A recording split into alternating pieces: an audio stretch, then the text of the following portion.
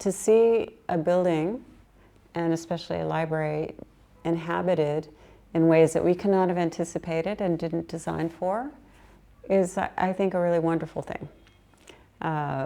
It doesn't always fulfill your aesthetic goals, but that is not important at all. It really is important that the community embrace what the library is, and it is very clear that this one has done that, and that is a very a good feeling and a feeling of success, that we have created something that is an important part of the community here. I think, during the competition, I was very, very early, at the very beginning of my career. I felt very much like I was just helping out. And it was I didn't know how big this was. I didn't have a sense of the magnitude of the project, which I think is good in a way, because you don't have any fears or inhibitions. You kind of do what you love to do, and you do it the best you can. So that was fun. It was a fun process. And then when we won the competition, again, I had the feeling of, well, this is what architects do. This is what we're going to do. So I, packed my bags and I left my country, and I thought, yeah, okay, this is nice. This is what we do. And I think, as we talked earlier, the way to finding good ideas is to go through a lot of bad ideas, or maybe ideas that aren't successful. You have to get all of your thoughts out and figure out what works and what's right and what is the best solution to do. And that is the process, the creative process, and that's what architects need to do. We need to get comfortable with failure, in a way, small failures, in order to be successful. And this process was very much about not only understanding how to design a building and put a building together, which was quite large and quite complex, but also discovering what made sense for this place. Because understanding the context and the place that we make buildings for is the most important thing. It is, because it is not, in a way, it is not ours. We design something for a community, for a place, and when we are done, we have to let it go. We have to let it go and let it take on its own life, with all the people and the community around it that inhabit it, and carry it through its own life after us. So it is a process of letting go, but you don't see that in the beginning. That takes time. Yeah, that's maybe a little hard to know, but what I see is that the design that we made is very robust and very strong and very clear. And in that way, it is very versatile. It can adapt and it can handle change. We designed this building without a librarian in place. So we were designing according to the brief we were given in the competition. But once a librarian came on board, he made changes. And our concept was strong enough to handle those changes and make them successful.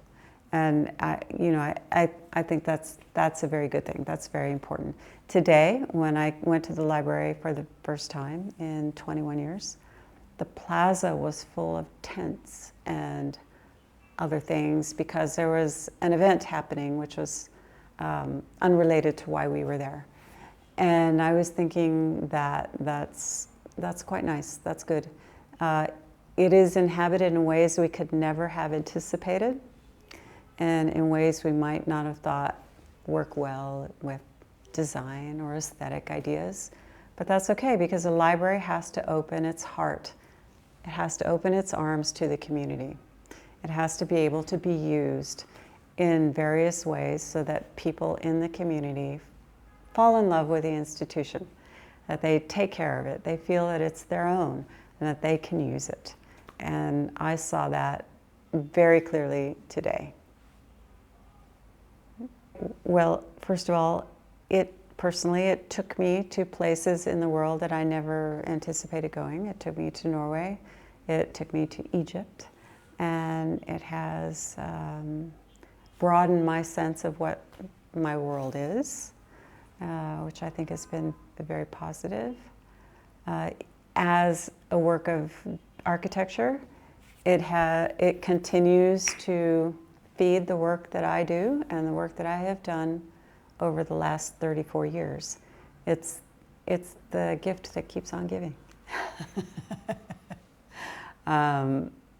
The history of the great Alexandrian library is remarkable. It was a place that celebrated its ability to be a place where all of the great thinkers of the ancient world convened and worked together without the artificial boundaries and limitations of citizenship or religion or even culture. It was that collaborative, co-creative environment that the ancient library tells that I think we embody as a company at Snøhetta, that we embrace as our practice as architects and designers. So the ancient Library of Alexandria continues to feed my soul as an architect and practitioner. And I hope that the work that we created has carried on that tradition. Well, yeah. Well, what I hope is when we look for new work and we look to, design new places and new buildings and furniture and products and everything, is that we look for work that can impact people, that have an impact, whether it's a very small project or a very large project. If it has a significant impact on a community, on an individual, I think that's very important. We were very young when we designed this project, when we did this project. And I don't think that we had a grand plan of the benefits that it would give us over the years. I don't think that would have been possible. But I think that it is a very rich source of inspiration and of depth in all the work that we do. I remember this project every day when I go to work. I think of this. Why do you love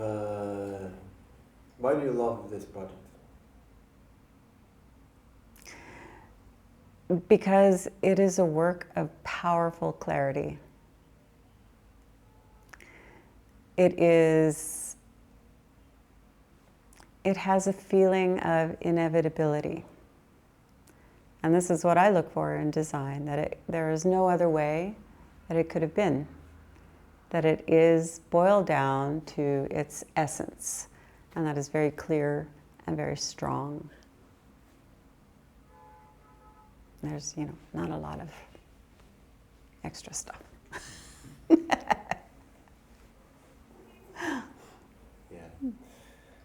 Do you have a favorite spot in the library?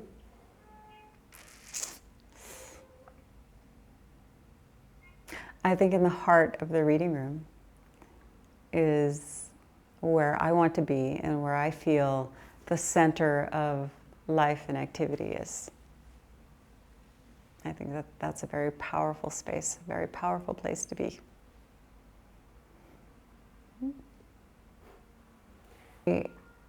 This is a very special place, and Alexandria has a very deep and long history, and actually physically deep into the earth. And the artifacts from antiquity that were found during construction, I think are just phenomenal. And everywhere you walk in Alexandria, you step on history and recovering beautiful artifacts from antiquity, where we were to build this library, was very touching, very meaningful, and that we were able to bring those up and conserve them and display them in the library, I think is also very meaningful. And it just shows the continuity that this has, and that hopefully will carry on into the future. Time and patience. I think our profession is one that takes time. It takes time to mature. It takes time to understand. To achieve a work of depth and gravity is not a frivolous endeavor. It really takes heart. And that's what you need. That's what you need.